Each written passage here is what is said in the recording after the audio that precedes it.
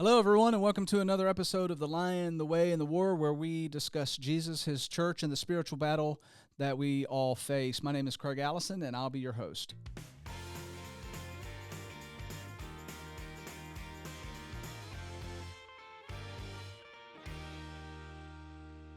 Okay, so Alan Pitchford joins us today. I've been looking forward to sitting down with him for a while now. We got our paths crossed last week, so we were actually going to be talking last week, and that didn't happen. But so I'm glad he's here today. A little bit about Alan. He has been married for 16 years, and he's got 4 children, ages 1, 5, 8, and 12.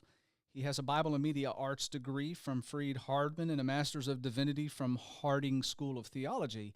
And he served 15 years as the youth minister at East Ridge Church of Christ here in Chattanooga, Tennessee. And he has since then transitioned into the role of involvement minister. And that's where he focuses on the young adults and young families. Alan, welcome to the show. Thanks, Craig. Honored to be on. Yeah, so right before we started, you mentioned about the conversation that we had in Lowe's or Home Depot a few months back, and that was like its own little podcast in the aisleway of Lowe's, and so nobody was listening. Though. Nobody was listening, but it was a great conversation, and that's actually what I was like, man, we need to just transplant this and get this on the show, on the podcast. So really excited to have you sit down with us today, and we're going to cover some, I think, really good, relevant information, not only for us to talk about as members of the church and the things that we deal with, both of us in a ministerial capacity, but also for the church at large, for church leadership, for college students, for youth, kids. So we're going to kind of run the gamut on some of this stuff. So tell me how you've been doing. Yeah, doing great. I've been looking forward to this. This is like, I love just, even if I knew nothing else other than the title of the podcast, The Lion, the Way, and the War, it just has my interest. I just finished reading Lion, Witch, and the Wardrobe to my kids last week. So okay. If I inadvertently call your show The Lion, the Witch Way, and the Wardrobe or something like that, if I mess it all up, you'll know that's why. But yeah, I love the emphasis of each of those three and how, these conversations are, I think, very relevant to where the church is today, and getting the focus more on our faith being something that's lived, and it's also bringing in the battle aspect. I love the way that ends with the war. That's what we're in the midst of. So. Yeah. So I wrote a book last year, 2022. It got released. Also, the title of the book is The Lion, the Way, and the War. To address that very topic, the battle that we are in. And also, definitely a shout out to C.S. Lewis with The Lion, the Witch, and the Wardrobe. And one of my all-time favorite authors, I would say. So for kids, and I can appreciate this. I don't have 4. I have 3, but yours are younger in age, and the busyness of being a husband and being a father and being a minister and juggling all of that, I can appreciate that. So how do you do it? Yeah, it's a lot of bouncing. It is. That's what juggling is. It's this rhythm. You're bouncing, and it's just get used to it, I guess. But last night I was popping in and out of the gym where my family was to get on a ministry meeting, Zoom call in the parking lot where I could get signal, and it seems like you're always just bouncing between different worlds. But it's all, I like to try to see it all as moving in the same direction. You're trying to do different things, but I think one of the things that becomes very important is priorities. As things get very busy, priorities become more and more important because, you can lose things or lose sight of things that are important if you're too busy. But that's, we all make time. This is one thing I've learned about everybody. Everybody makes time for what they want to make time for. Yeah, absolutely. So no matter how busy I am, I don't want to use that as an excuse, and I don't want, to ever get to the point where I see people as being too busy to be present in their, in church life, because some of the most busy people out there, they're the ones that are volunteering the most in churches. Right. And you come to respect that people they make time for what they value. And it seems like no matter how busy somebody is, they make time for social media. They make time for news, politics, sports, whatever they're into, they make time for it. So try to keep that mindset toward it. And that's a whole podcast, a Go. separate podcast in and of itself. Just talking about the juggling of life, being a Christian, for men. Obviously, as dads, we try to engage our kids as best we can. As a dad, my wife did a much better job at engaging, building relationships with our children. And I seem to kind of bounce back and forth to extremes of, trying to balance church life and family life. And every now and then I'd find that balance, but then as soon as I found it, I seem to slip away from it. So Sure. it still remains a challenge today. So I always like to talk to people about, especially those that are successful at it. How do you do it? Give me some pointers, give me some advice on that. How'd you meet your wife? Yeah, we met down in, we went to Freed Hardeman, both of us did. We actually met down in Mobile on a Hurricane Katrina relief cleanup trip. We had been at Freed together for, a couple of years, but never crossed paths until we were, by chance, paired up on the same relief team back in 2005. So okay, did you know she was at Freed before the Katrina? I don't think we ever. I mean, we kind of knew of each other right before we went because of some mutual friends, but I don't think we ever really crossed paths until we got down there. Okay, so a storm brought you together. That's right. Yeah, that's pretty cool. Okay, well, I've got a few questions. We're gonna deal with some topics here, and so I'm just gonna start out, jump right into this. This first one is, talking about the involvement ministry, because now you've transitioned into that, and that's an interesting thing for me to think about, because I grew up in a time where there was no such thing as an involvement minister. Sure. And more churches today, I think, are seeing the need for it, especially this demographic that we're dealing with is probably one of the most under-talked about demographics in churches. And from my perspective, really, they are one of the most important demographics of churches, because they represent the continuity of churches. Right. If we lose this demographic, and a lot of churches are, if we lose this young adult demographic, young families, the church is really going to struggle, I think, and just based on some statistics of what I'm seeing. So, talk a little bit about the recognition for that within your own congregational setting, and then maybe from a larger macro perspective, more and more churches are getting plugged into this, and maybe you have some insight into why that's happening now, why attention is finally, thankfully, beginning to shift to that demographic. Yeah. So for me, this was kind of a journey of, as a youth minister for 15 years, of watching these kids that, here we were pouring several years of attention on as they, and I think rightfully so, as they grew in their, their faith and as teenagers, and then they would graduate from the youth program and they'd move on. And a lot of times what I would see from my perspective, which I was kind of distracted, here I'm like focusing on the youth program, but when these kids would come back, whether that was for one thing, you never knew when they were going to come back. It was kind of sporadic. They were in for a holiday, or you didn't know if they were going to be around for very much of the summer, whatever. But when they would come back, or when they finished up college and moved back, what would happen a lot of times is you would see them kind of wander in aimlessly and take their place. It's kind of sad to watch. I mean, it's just you see them take their place, and wherever they're going to sit during worship and kind of stand there and look around and connect with a few people that were friendly to them, whatever, and then they would just kind of be like, well, I guess that's it, and they'd wander out. And a lot of times, I mean, even though I think there were people that were saying, hey, let's go talk to, he's back home, let's go catch up with him, whatever, a lot of times, unfortunately, you would see those people, they would kind of go through that motion so many times before they just disappear, just fall through the cracks. They didn't find a place to connect. And as a youth minister, I felt like the only thing I really knew to do at the time was to say, hey, it would be cool to have you come go with us on a retreat or a youth event or whatever, get them plugged in. And some that was effective with, but some of them were like, I'm not really in the youth group anymore. Right. It's time to, be an adult and grow up. And I'm I see both sides of that, but I feel like there was a need there. We went through a long period where there wasn't even a college or young adult class or anything targeting that demographic. And part of it was that whenever one was started, it was discouraging because maybe they would have a few for a few weeks, and then it's kind of seasonal, and it would lose steam and people would disappear, and then the ones that were leading the class would just get kind of discouraged and they would stop doing it.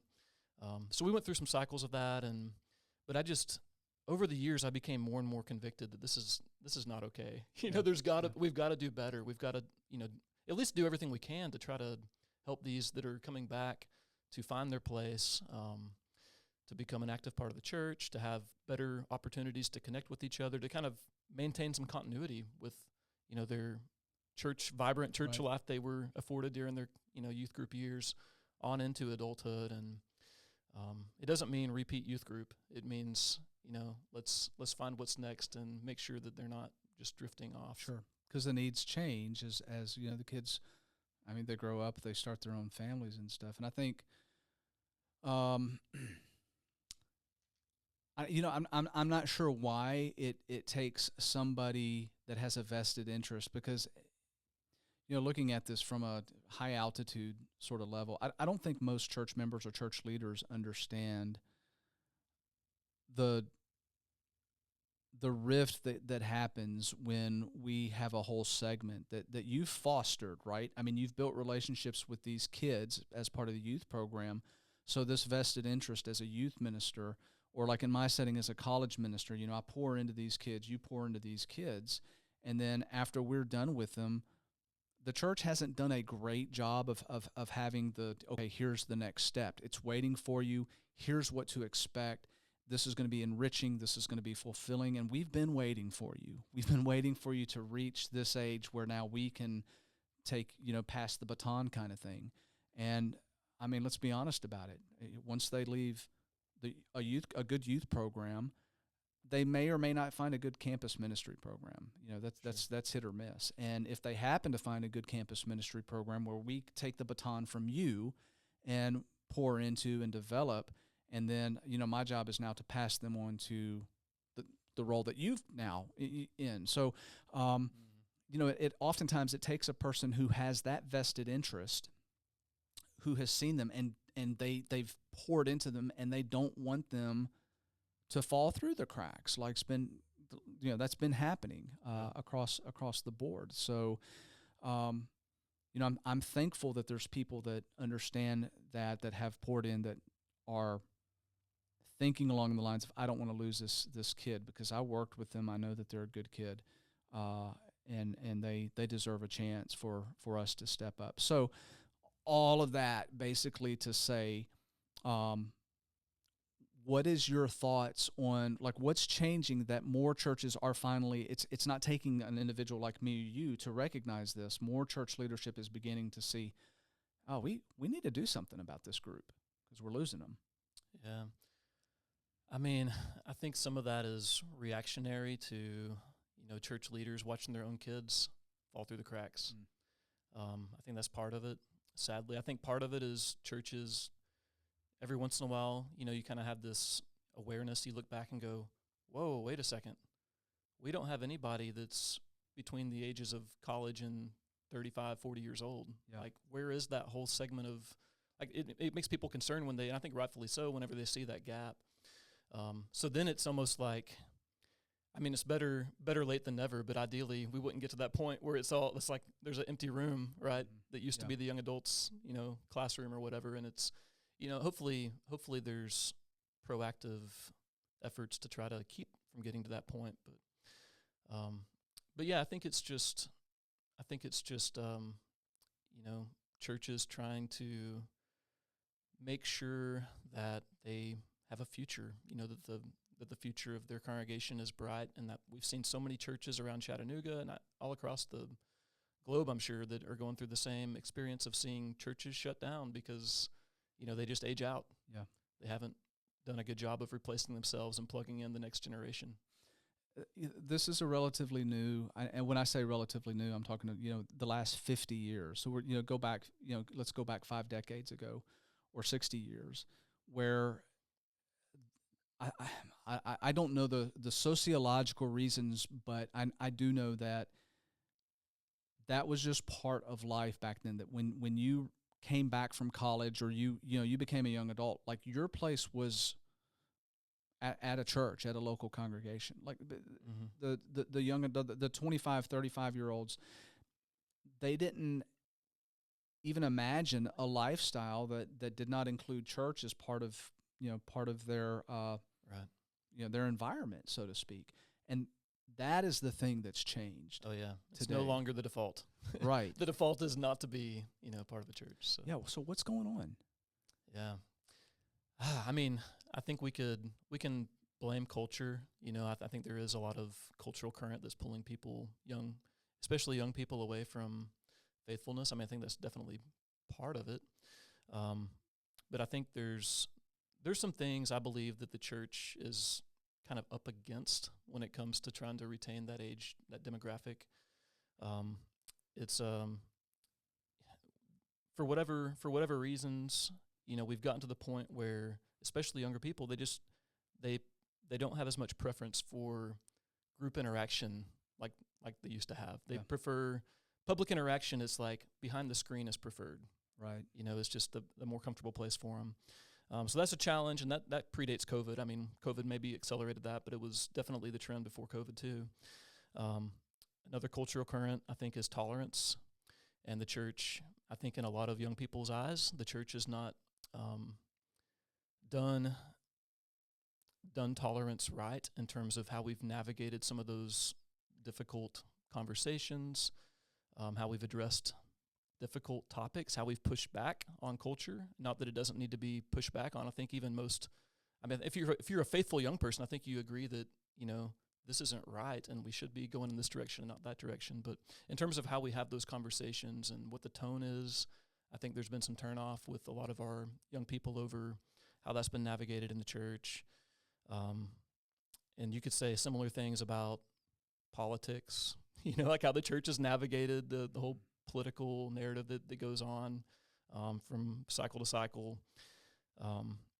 And, I think what young people, and I say young people, I'm kind of including this spectrum of ages from, starting with teens, but growing into young adulthood.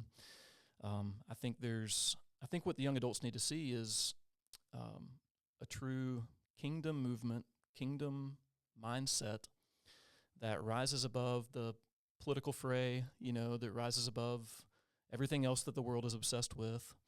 And I think in a lot of cases, whether it's right or wrong, we can have the conversation. But I think in a lot of cases, the younger generations just don't feel like the church is nailing it on that.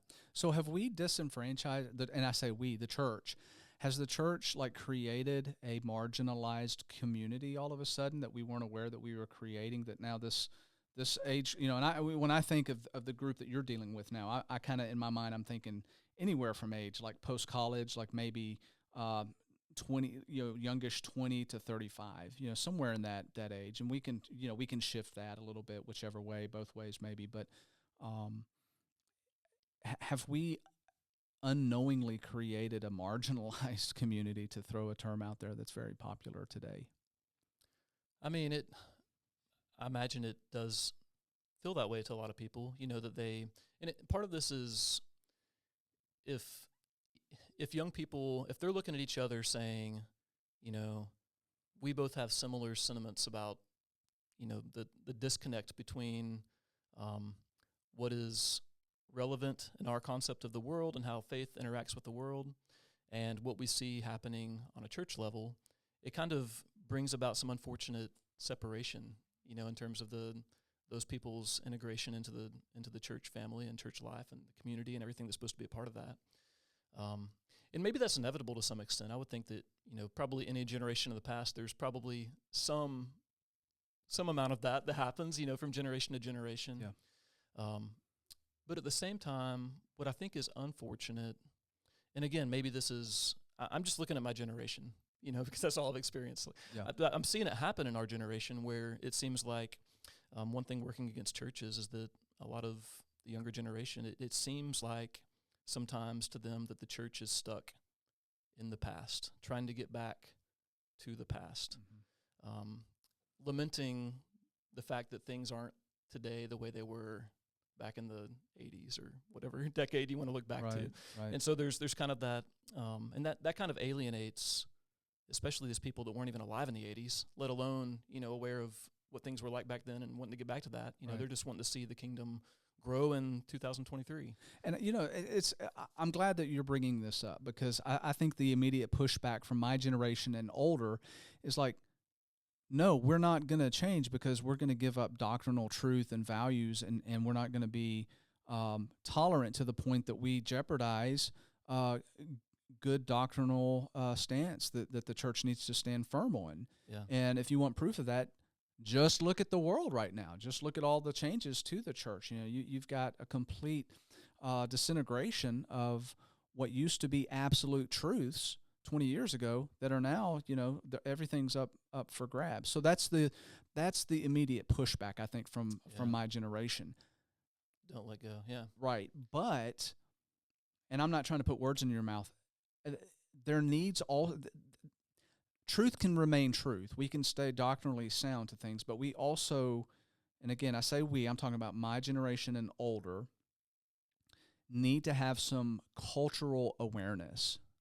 Generational awareness. Well, Sure. I guess I can throw cultural awareness in that too, Right. but generational awareness to where we understand I can't see things solely through my lens of my generation, of how we did things and the viewpoints that have been inculcated to me and my group, because the world is much different now than what it was back when I was a young adult.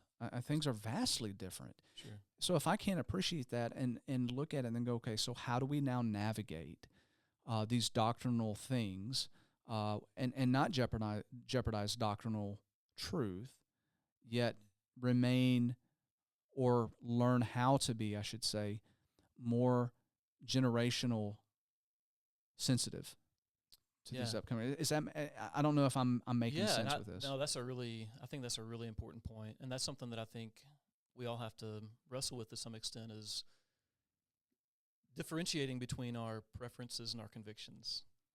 And I think there's a tendency that we all have, just because we're inherently somewhat selfish, even if we don't intend to be or want to be, there's that creep that happens where our preferences, we kind of let them drift into areas of conviction without realizing it, to where we're kind of clinging to our convictions, but we don't realize we've also got our arms full of our preferences too. Right. And we haven't stepped back and thought, oh, well, actually these things don't belong in my death grip. Right. Like these things, yes. The answer is not to let go of, the truth or our convictions of what the gospel, what Scripture teaches us to do as the church. It's not to let go of any of that, and I don't think that would be the opposite of the right answer, right? That's Right. not the way that we need to move forward and reach the younger. So I think we can talk about a lot of that disconnect that happens. I think a good example, just to use something practical, I think a lot of times in trying to decide what's preference, what's conviction, what preferences am I perhaps clinging to as if they're matters of conviction when they shouldn't be. An example of that I've seen is the translations we use, the songs that we sing. It's not anything against the translation of the song. It's just when there's Shakespearean English that is embedded into our worship, into our Bible study. It's easy for somebody that grew up in the church that had that normalized to them to maybe have grown into a comfort zone there, but even some of them don't ever do that. Yeah. I saw that firsthand in youth ministry. I come into the youth room. This was a long time ago, but come in and the Bibles, the class Bibles are KJV. And so we're passing those out to the students. We're going around reading from the Bible together, and just the barrier that was, to understanding for one thing, but also just, half the kids couldn't read the verse they were assigned without laughing or, just getting distracted by the clunkiness of the language. The same thing happens in singing a lot of times. I know the songs, again, like I grew up singing these songs. Yeah. And so I'm used to, I wish I had like a list of some of the, what I hold to be kind of humorous phraseology that's used in some of the songs now that's just so far disconnected from, the way anybody talks anymore. But like night with ebon pinion brooded o'er the veil. Yeah, like at some point we have to back up from this and say, okay, let's just suppose that my young adult neighbor agreed to come to worship with me. Mm-hmm. Like, are we going to define terminology and try to teach them 1611 English before they engage in Bible study. Right. And I think part of this, to me, it's, I know and love a lot of faithful Christians that do treasure those hymns, those translations, whatever, that I don't, that's great. But in terms of church use, I think it can become a barrier to reaching the next generation. I think there's a reason the Bible was written in Koine, and not classical Greek. Yeah. It was the everyday language. It was, right. It was trying to be accessible to all people. So we need to do what we can, I think, and that's just one little picture of that. But I think the more that we can move in the direction of the church of being accessible and easily understood by those that are maybe not, aren't in the in terms of understanding that, the more that we can hopefully not alienate some of these, especially younger generations that we're trying to reach. You've created or painted a very ironic picture because, when I say that the church is vastly aware now of this demographic departing, of not sticking around, and they, the older generation looking at that, realizing that their time is on the back end of, being on this earth, right? So they're they're yearning to make sure that the upcoming group is going to be there to sustain the Lord's church. Okay, so they're keenly interested in retaining that. Yeah. Yet they're holding on to these, this extra bias, if you will, not changing doctrinal stuff, but things that don't really matter. Like your example, it's a perfect example of holding on to things that, they take a firm stance on that, say, we're not changing this because this is how it needs to be done. And so that's having an impact on the very thing that they don't want to see, which is to disenfranchise and cause this next generation coming up to sort of shrug off church membership and say, you know what, I don't get it. I don't feel like I'm getting anything out of this because the narrative that's being presented to me is dealing with stuff that really shouldn't matter from a spiritual standpoint. Yeah. So. Yeah, and I do want to be careful. I don't want this to come across like, that the older generations are the bad guys, and that they're like, causing I think I preached on this not too long ago at East Ridge. Some of this I kind of worked into a message, and some of the older generation members were the most affirming of saying, yes, I've seen that. This is exactly, we do need to, and some of them were saying that from the angle of, I need to do better. I want to do better. And some of them were saying, this is what I've been saying for a long time, like we want to move in that direction.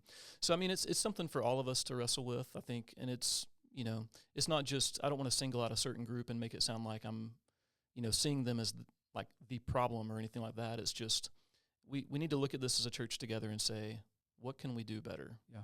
What can we, what are our priorities, and how are we going to do things in a way that still hold the convictions 100%, but also are willing to make adjustments where needed that aren't in areas of conviction to be able to be more relevant to the next generation. Is the church at a place that those conversations can begin happening, do you think? And I'm not talking specifically about our church or East Ridge or any of the, for that matter, any of the local congregations, just, the churchdom, as we address this issue, because when I'm citing statistics and numbers, I'm not necessarily looking at one denomination. I'm looking at, recent, Pew Research and Gallup polls that said, in an 80-year decade trending, church membership, church attendance has fallen below the 50% mark for the first time in 80 years. So these are really concerning statistics that, churches are they're losing their membership. And a lot of the exodus, that membership is coming from the younger generation, that are walking away from this. So you made a point that, the older generation is, for, I think, a lot of good reasons, willing to listen and being very supportive of, hey, we need to be more generationally aware and not be as rigid as maybe the church has been in the past. Again, not compromising, doctrinal truths, but just realigning our thinking to a world that is much, much different than what the world looked like when I was a young adult, or when, this older generation above mine, the baby boomers, were young adults. Yeah. Yeah, I mean, the reality of it is that 50 years from now, the church is going to look, this is my opinion, but I'm trying to speculate here. Mm-hmm. I believe the church will look more different in 50 years if we don't adjust now than it will look if we do adjust now. Because I think if we don't adjust, if we maintain a path where we're losing more and more of this next generation, whatever's left of the church later is gonna reemerge in some form that's probably more foreign to us than making some small adjustments now to the way we do some things. So I think that's kind of some of it's like we just need to be realistic and look at the future and ask what can we do to preserve the church, but also maybe not just to preserve is not a healthy word to use, because it's not just about trying to keep it the way that it is. It's asking what does the faithful church need to look like today? And I think in some cases we have some work to do to get there and to be as accessible and relevant and outreach oriented as we need to be in the world to make the kingdom be what it could be. So a lot of this is a very biblical concept, right? It comes down to, is the stronger brother, this is borrowing some Paul language, right? Is the stronger brother willing to let go of some preferentials, right? Some preferences for the sake of the weaker brother. And I think strong and weak sometimes are misleading terminology when we have this conversation, but I think the more mature Christians, that the unfortunate truth is some churches, not all churches, but I think some churches are shedding young adults, and leaderships are, they're making decisions that are leading to young adults being shed in an effort to keep the stronger brothers happy or to keep them in their comfort zone, And to me, that's unfortunate, and it goes against, I think, what Paul's heart and mindset was, and passages like from Romans 14, 1 Corinthians 8, where he talks about, sometimes we just need to look at it and say, okay, this might not be my preference. That's okay. I can give up my preference. Yeah. And I think I ran into this one time with, I mentioned songs a while ago. I'll give an example, just a short story about that. One time I was trying to teach a Devo song. This was not at East Ridge, so I can say this. I was trying to teach a Devo song, and it was The Joy of the Lord. And I was teaching the song, and I was leading it each week. I was down to lead singing all month, so I was leading it each week, trying to get the congregation aware of it. And meanwhile, I was singing some other songs. The youth group enjoyed singing at that particular congregation, and I still remember getting pushback.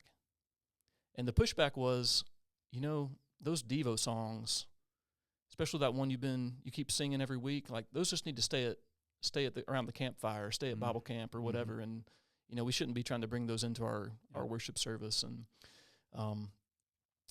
honestly, in the moment, I wish I had like a well-prepared answer to give in that moment, but instead I was just like, kind of deer in the headlights, just kind of walked away from the conversation like, what? Yeah.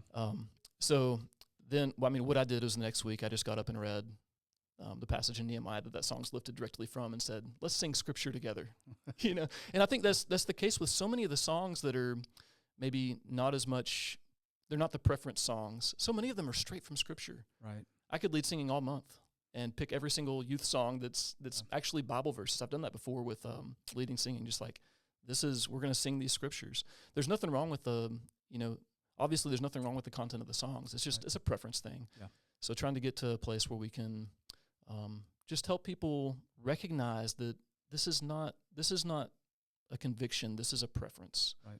And that takes leadership. It takes and outlining what that looks like. Like what when we talk about preference, because I see the immediate pushback from that is going to be, oh, you're trying to change doctrine. You're trying to be liberal minded. You're trying to, and it's not. A very similar situation happened to me, Alan, where I had a member, because I do lead singing, and I've done that for over a decade now, and a member that was pretty upset that I had led a bunch of new Devo songs.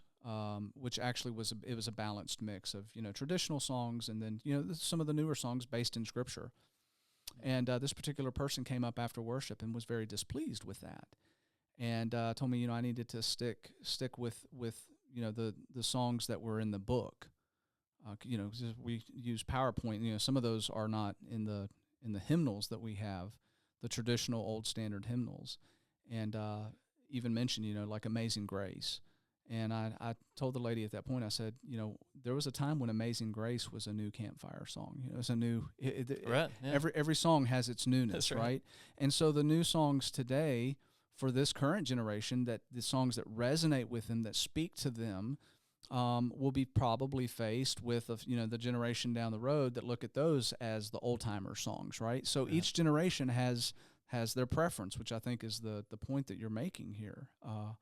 And we need to, I think if we're going to reach this next generation, we have to shed those kind of things, that type of thinking. Yeah. So, all right. So we've gone like completely off That's okay, script, on this, but I think it's a good conversation. I do want to shift gears Sure. before we run out of time, and I want to tap into your youth ministry experience, because you spent the majority of your ministry in youth ministry. This was, I'm assuming, high school students, but maybe like pre-high school also. I'm not sure what age range you were dealing with. Yeah, mainly 7th through 12th. But yeah, I worked with the younger kids too, some, and the teenagers mainly. So you are probably aware, the statistics are not good.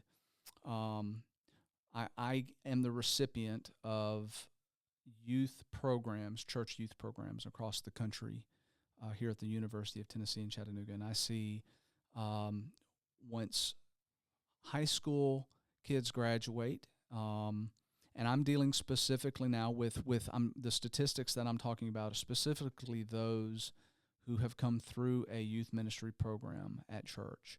They get to college, and as I'm talking to youth ministers across the country, they're seeing about 2/3 of their youth group leave the church. They don't come back, and very few of those will, in the young adult stages, return to church. So we lose them in college, and they're gone for good. So the statistics are alarming. Yeah. So I want to tap into your experience as a youth minister and just get some feedback there on what you think might be going on with the aspect. Perhaps it starts at home in the youth ministry while they're in college and they're not getting the spiritual roots.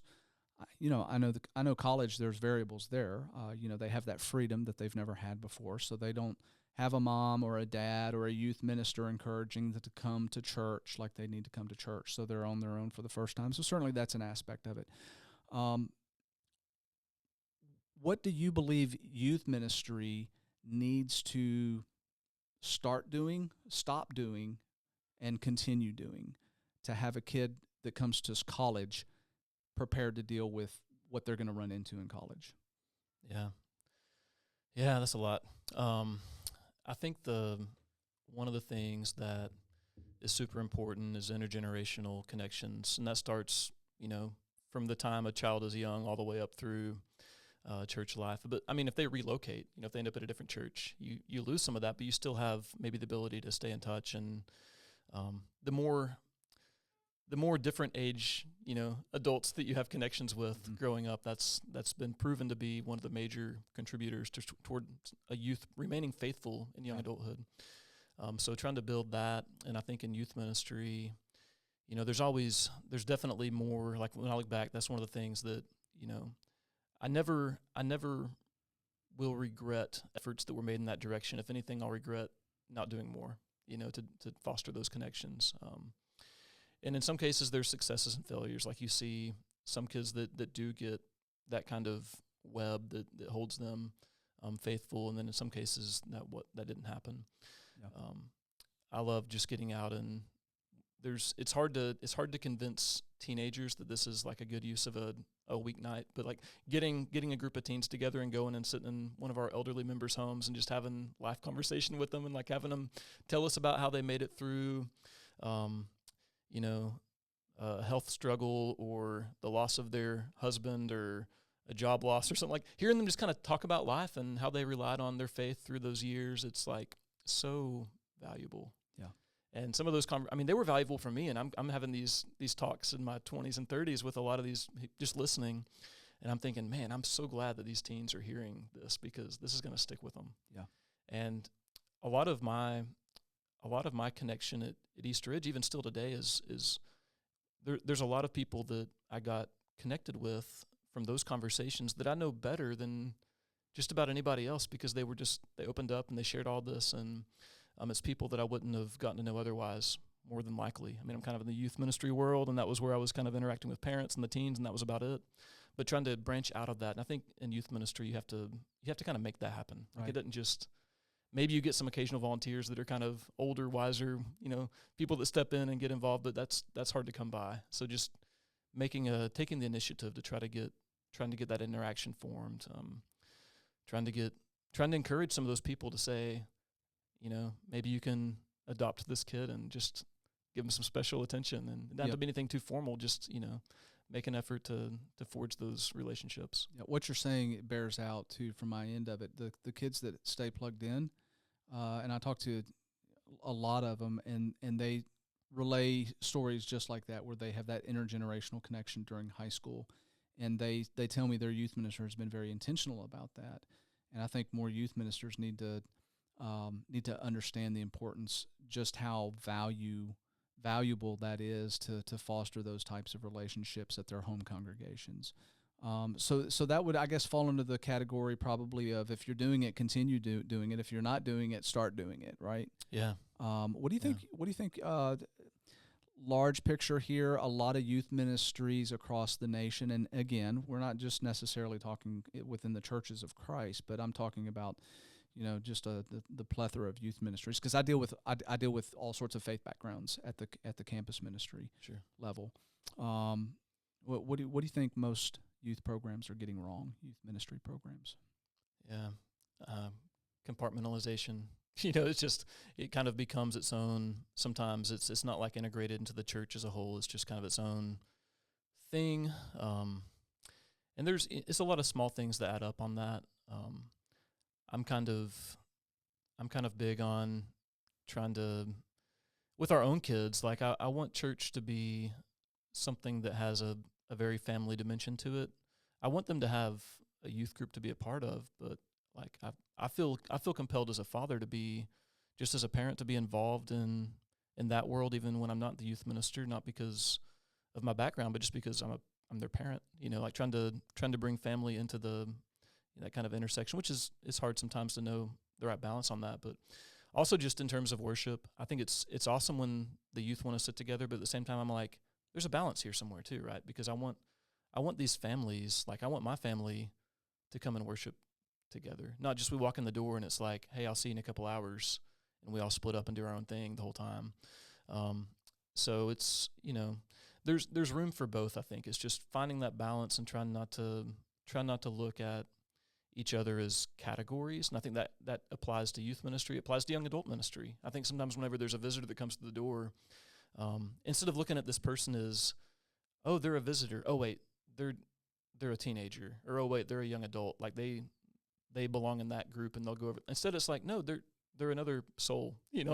Go engage with that person regardless of how much older or younger you might be than them. Like go forge those connections. And so I think trying to get away from that compartmental, every church, like we can drift into these categories where it's like, well, here's the young at heart group, and here's the youth group, and here's the college group, and it's just like we're supposed to be one family. So trying to encourage that is super important. I think one thing on whether it's, I'm kind of applying a lot of the youth ministry principles to young adult work, which is just all I know to do. But like, I think one of the things that helps make that happen is trying to find opportunities, and sometimes you have to be creative to figure those out, but finding opportunities to kind of integrate those kids into bigger church life, more than just, it's great to give a kid an opportunity to, lead a song in the youth devo or whatever. Like that's awesome. That's a great opportunity. Yeah.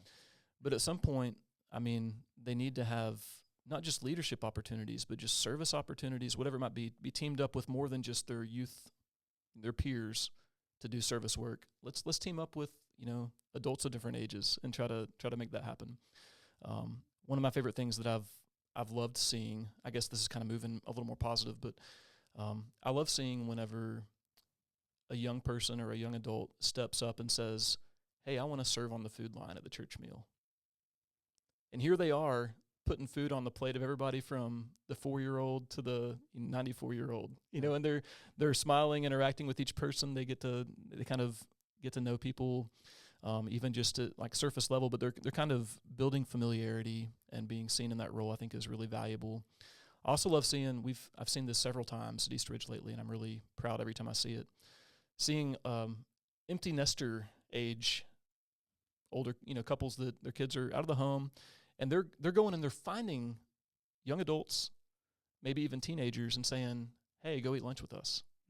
They're not like part of the youth ministry program or part of the young adult ministry, formally. Like they haven't really, been directly engaged in that, but they're just looking for ways to build those connections, and that goes so far, and it works so much better than somebody from a leadership angle coming in and saying, y'all need to do more of this, more of that. It's just like if it's self-driven, it's so much more genuine, and it happens a lot more fluidly than trying to do the top-down thing. Yeah, it's way more organic when that happens. Which you've made a couple interesting points that made me think about, especially the compartmentalizing.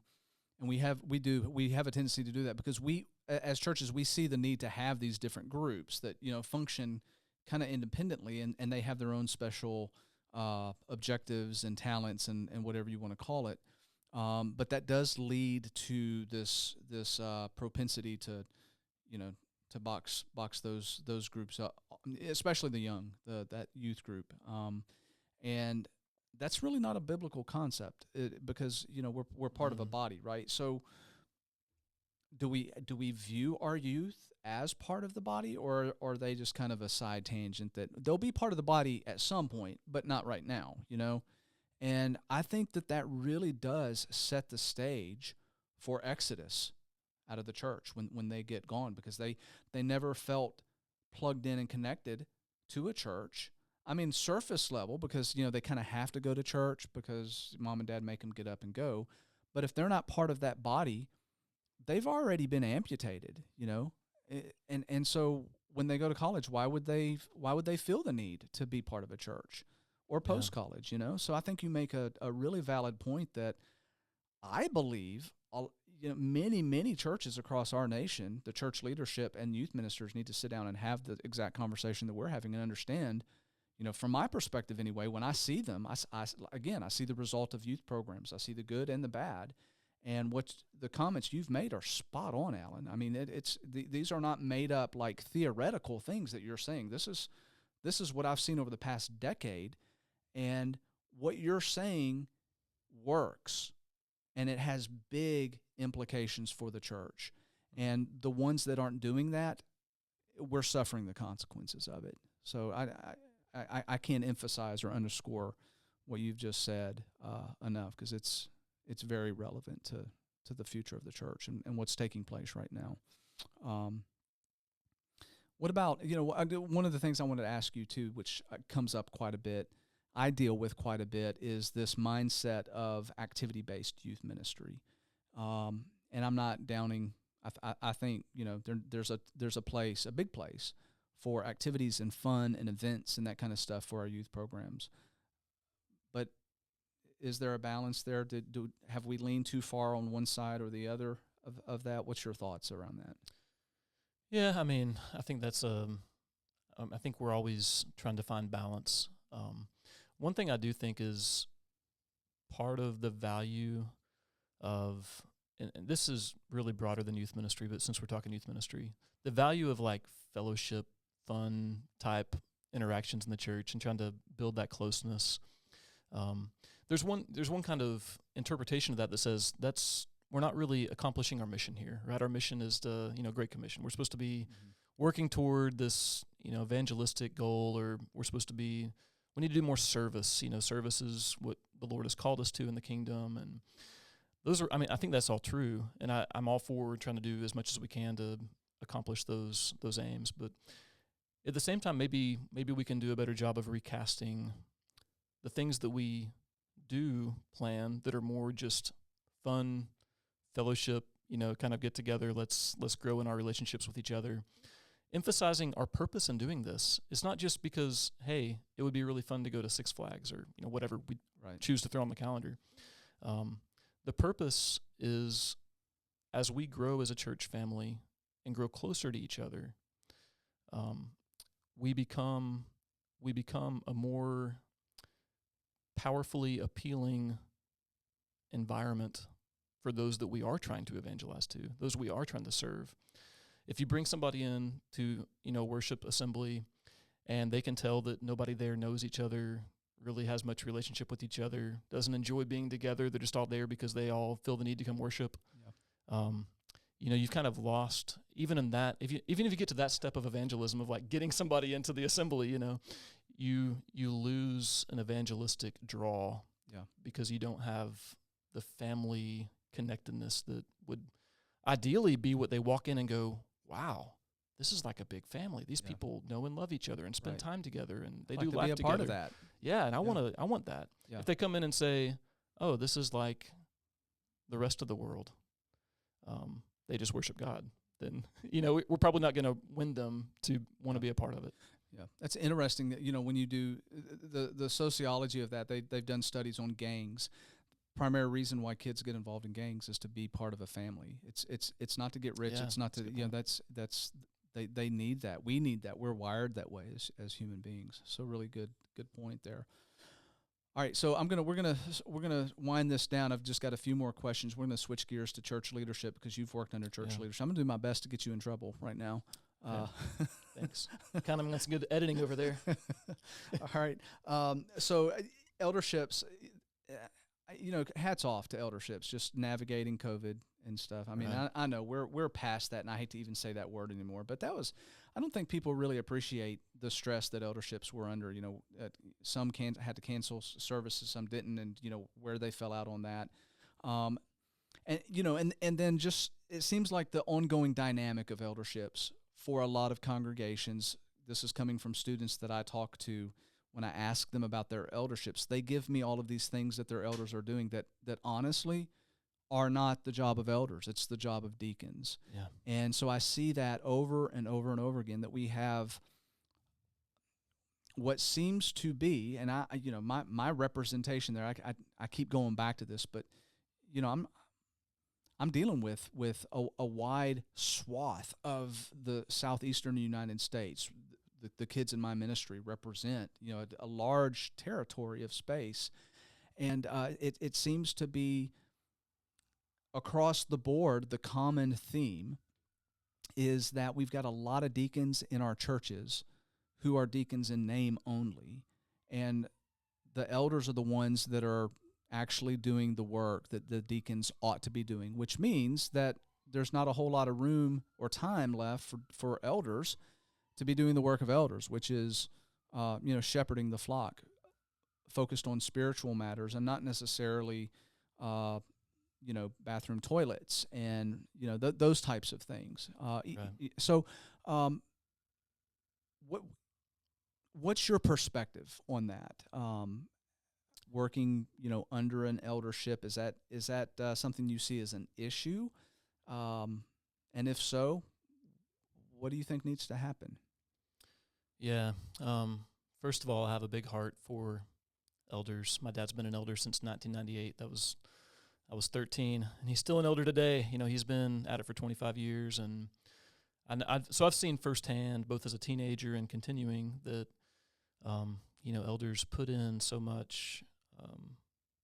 They lose so much sleep and so many weeknights and everything else just over the work that they've committed themselves to, and I respect that totally, and love them for that. I think a lot of elders, just to, make mention of this, I think a lot of elders would listen to what you just said and said, "You're exactly right."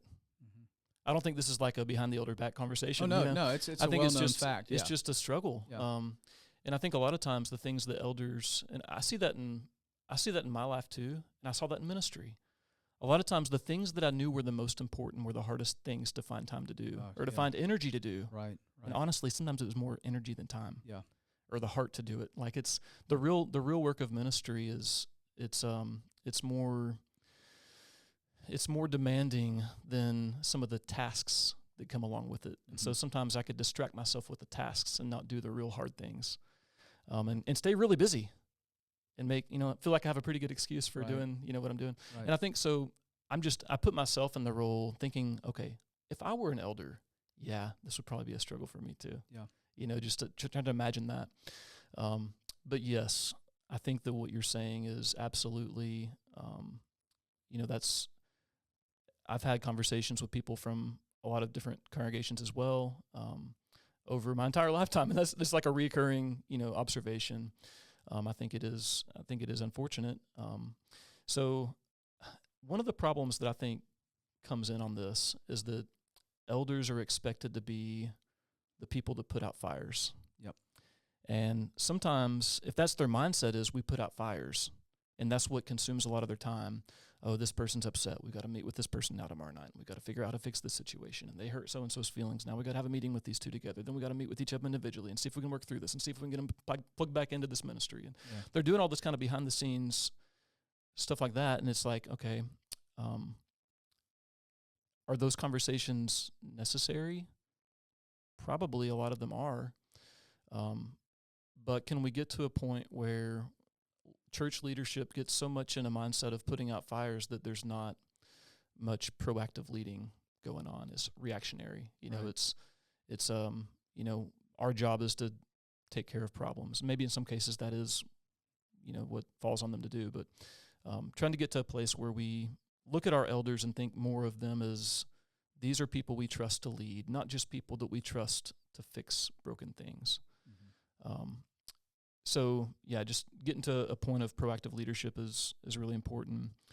And some of this, I think, just comes down to the way we think of leadership culturally is so much different than the way that church leadership is meant to look.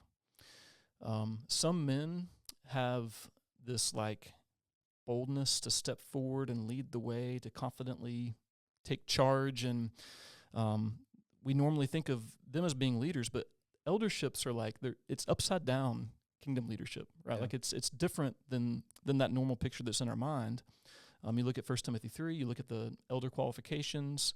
An elder is, I'm going to consolidate the list, but a humble, gentle family man. If I'm going to boil it down, a humble, gentle family man, that doesn't sound like a bold leader. Yeah. But that's the kind of leader that the Lord wants for his flock. Yeah. That's the shepherd that he's looking for. Yeah. And it's kind of like the whole choosing David scene all over again, right? Right. I think sometimes we gravitate toward the person that kind of comes across strong as the leadership material. And the Lord's like, I'm looking for the man after my own heart. And so I think as the church, as we seek out potential leadership among ourselves, and just about every church I know of is going through this crisis of we can't find enough elders. Yeah. Men they're not willing to step forward and lead for whatever reasons.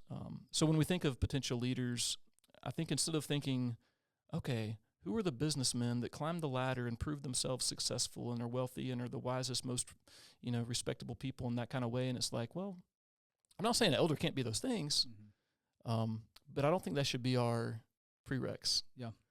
I think we should be looking for maybe even looking at people that didn't climb the ladder and saying, wow, they probably could have, but that wasn't their priority. Yeah. They valued other things that are very important priorities for church leadership, and that's where they've put their emphasis. And looking at those people and seeing potential leaders, I think it's backwards to us some ways, but that's the way the Lord, I think, works, and that's the way the qualifications, I think, too, are laid out. So, but yeah, to your point, I don't think elders should be viewed as glorified deacons. They're the super deacons. They're the ones that, we're super, super active as deacons, and so now we say, all right, you made it, you can be an elder now. Because a lot of times what happens is the ones that are super, they take on all this as a servant, as a deacon.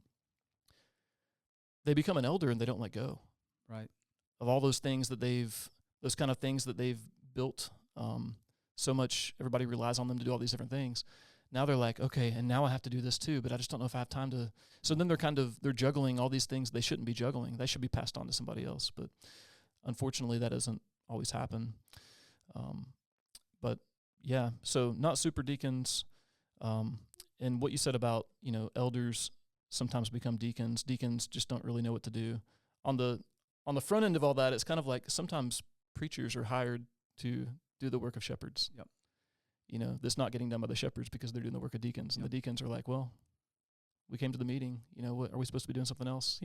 So there's this kind of, everybody's kind of taken a shift to the side, and it's left this vacancy, I think, where preachers are expected to step into the role of shepherd, and that's not the way it should be. And that's not real. I don't really think that's just I don't think it's just one person's fault. I think it's like the whole church. I think there's a mindset shift that needs to happen. And I think as much as in the churches of Christ, we say the preacher is not the pastor, we sure treat him like one sometimes. Yeah. In terms of like, we expect the preacher needs to be the one that comes and prays over me and, is the one that I go to for counsel and like all the stuff that should be. It's like textbook 101. This is what elders do. Mm-hmm. A lot of times the people, just coming from the pews, it's like the expectation is I want the preacher to be my pastor. Yeah. Okay. So we're going to wrap this up, but you've hit on some topics that are just near and dear to my heart that I've seen. I've written about this very issue. That it's what I see and have seen over the last however long I've been in church. It's been decades. It's the memberships that are creating this issue for our elders. We see the businessman that has climbed the ladder. He's successful. He manages finances well, and we automatically assume what a great leader. He needs to be an elder, and so we push this person to be an elder, and they're obviously bringing their skill set into what they're good at, which opens up this this whole what's the word I'm looking for?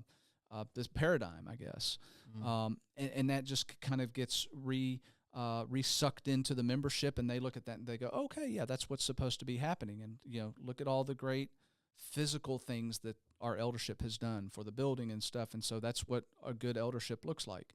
And meanwhile, the deacons are, they're sitting here, well, what do we do? And so that creates that dynamic, and it all gets exacerbated by the constant approval, I guess, the check marks of the membership. You threw in the preacher there, and it's like, okay, and so this is what our preacher does, which is also stealing some of the roles of eldership. So we've got just really a strange kind of thing that does not match Scripture like I read Scripture. And maybe I'm completely off base here, but when I read about the roles of an elder and what a preacher is going to be doing and the work of the deacons, I see a picture that looks really different than most churches, their leadership structure that I see today. And I think that's contributing to a lot of brokenness in the church. And so I guess all of that to say, what do we do to fix it? Is it an education piece? Should the preacher be up there re-educating the church membership on, as a church membership, you have the responsibility to be going and looking to the needs of your fellow brothers and sisters. And the elders should be praying and focused on the spiritual dimension and helping to teach. And the deacons, they're the kind of the hands-on guys, right? So, is it an educational piece that memberships need to be okay with receiving that and maybe changing their stance on it? Is it the elderships that need to be stepping up and saying, hey, enough is enough? What are your thoughts on that? Yeah, collective effort. I think everybody has to kind of recognize what they contribute to the problem. So, for the person in the pew that's just, not plugged into leadership in any way, go encourage that spirit, the person that you see spiritual leadership potential in that might not be, the normally looked to person.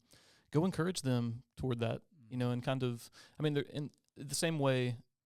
Look to your elders, go to your elders for prayer and counsel. Yeah. And I'm not trying to cut off or suggest that congregations should be cut off from their minister if they can't, but at the same time, I think most preachers are happy to see their, the members of the congregation they serve rely on their elders for that support and counsel. And a lot of times preachers are going to the elders going, help me handle this situation anyway, right? Like they're looking for that kind of teamwork support to give counsel. And I think a lot of times it's almost dangerous. And I think that's the wisdom of elderships being a plurality of like a group. We help each other see blind spots, and, we have collective wisdom that's better than what maybe any one of us would come up with individually. And so a lot of times when a preacher is relied on to handle a situation an eldership needs to handle, it puts them up against a pretty tough task. Yeah. And it's almost dangerous to even try to go there without bringing the eldership into it, Yeah. But yeah, so I think if you're a deacon, I think going to that elder that you see is doing something that a deacon should be doing and saying, hey, can I take this off your hands? Yeah. Could this be delegated to, this person's really good at doing that. Could they do that? Because I want you to be as free to do what, you really need to be doing. Trying to do what you can from that angle would be, I would think it would be very encouraging to an elder who's overburdened with these tasks that are outside of the purview of, shepherding, to have that kind of offer. Maybe the preacher has a role to play in that educationally, and maybe just sometimes redirecting people, or being kind of the middleman between the elders and the person that has a need, trying to connect them with the eldership. But as far as the elders' role in all that, I think it's going to take some intentional leadership to really see a change come to fruition, I think. And I think this is just a conversation that maybe some elderships can have, is just to say, okay, here's the need we perceive. What do we want this eldership to look like and to occupy itself with? Like, what's going to be our chief aim? And then making practical steps to work in that direction. And I think some of the crisis that so many churches are having to give elders to step forward, it's that they might be willing to serve as deacons, but they don't want to be super deacons. Yeah. They'll take on a few things. They don't want to be more committed than they were as a deacon.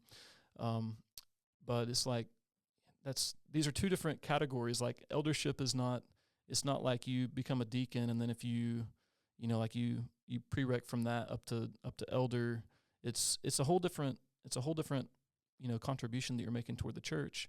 And so trying to redefine, this is what it looks like to be an elder. You're a spiritual shepherd. You're a nurturer. You're somebody that's encouraging and helping teach, and trying to help people through difficult times, doing all that kind of thing. Like, that's something that elders can perhaps do more to redefine. And then maybe there will be people that are unwilling to be super deacons, become elders, that would be really good at being elders, right. you know? And so maybe if they can see that and believe that, oh, this is what I'm considering. Yeah. I can relate with people. I can have these, I would love to have one-on-one conversations and studies with people, and try to encourage people, and have these important, interactions with people as a group of men that are offering counsel. And if they see it as this kind of more the spirit, the real dimension biblically of what an eldership should be doing, the more that they see that modeled and displayed, then maybe we'll see new men step forward that we didn't think of before, that are saying, I can do that. Yeah. That's something that's appealing to me. I'm not a board member. I'm not that kind of person. I don't have that skill set, but I can be a spiritual encourager. I think, there's some really great resources out there that deal with this specifically, how to break this cycle. I don't know if we have the capability to put the links on our stuff. Parker's our producer of the show, and that may be something we want to do, because I think this is just vastly important. I think this is the game changer that changes the trajectory of the course in a lot of different ways. And we've talked about a lot of different stuff today, but I think this particular topic, when we're talking about the structure of the church, a lot of these things begin to get fixed, other things that we've talked about, when we have the Lord's structure of how he wanted his church to be operating and who was supposed to be doing what. I bring a business background prior to ministry, and I see, the importance of having the leadership structure functioning and doing what it's supposed to do. All the other little stuff that you wouldn't think are connected, get connected to it. So, man, this has been a great conversation. Yeah. Unfortunately, we are out of time. Yeah, it happens. Yep. So it happened at Lowe's too. You know. I know. Yeah, we could just keep talking on this stuff. But Alan, I'm going to give you first of all, thank you for joining the show today. I really appreciate it. Glad we were able to circle back with each other. May want to have you back on the show at some point. I'm gonna give you the final thoughts. But before we do that, just again encouraging those that are listening. If you like what you hear. Subscribe to our YouTube channel. That's the visual piece of this. If you want to sponsor this show, there's opportunity to do that. This particular episode is sponsored by Central Church of Christ here in Chattanooga. I would love to have you come worship with us and check us out. And Alan, close out with a couple verses for our final thoughts, if you don't mind. Yeah, I was thinking about my favorite scriptures and how they're kind of encouraging toward, as I just kind of back up from life and look at it, think about the past, what I'm called out of, think about the present, how I deal with the present, and also the hope that lays ahead of us in the future. Verses that I love, Micah chapter 6, verse 8. I have these words are on our kitchen wall at home: seek justice, love mercy, walk humbly with your God. It's just a very profound, but also simple and easy to remember. Kind of this focus point for us. We're called out of injustice. We're called out of judgmentalism, and we're called out of pride. We're called out of these things, and the Lord's set before us these standards. And as we try to bring those into life, though, and we try to deal with circumstances we come to. Another verse I really love, Romans 8:28. All things work together for good for those who love the Lord. And I just think of how in the present sometimes, even though we have these ideals of justice and mercy and walking humbly with God, sometimes in the present it's hard to interpret things that are happening and challenges we're going through, circumstances that arise. So just having that mindset and how we process life, of knowing that all things work together for good. And then earlier in that same chapter, Romans 8, verse 21, I love this is what we long for. This is what we live into. It's what keeps us motivated and excited. Creation itself will be set free from its bondage to corruption and obtain the freedom of the glory of the children of God. And if that verse doesn't make you excited, it doesn't give you something to latch on to and stay focused on, and just to give you hope going through life and trying to bring about those purposes that the Lord has set before us, to seek justice, love mercy, and walk humbly with Him. That's when we know where we're headed. It gives us that motivation to see the course. Absolutely. Great thoughts. Until our next episode of The Lion, the Way, and the War, love one another, be kind to one another. Remember, the creator of this universe loves you so much that He gave up His only Son for you. Have a blessed day, everybody.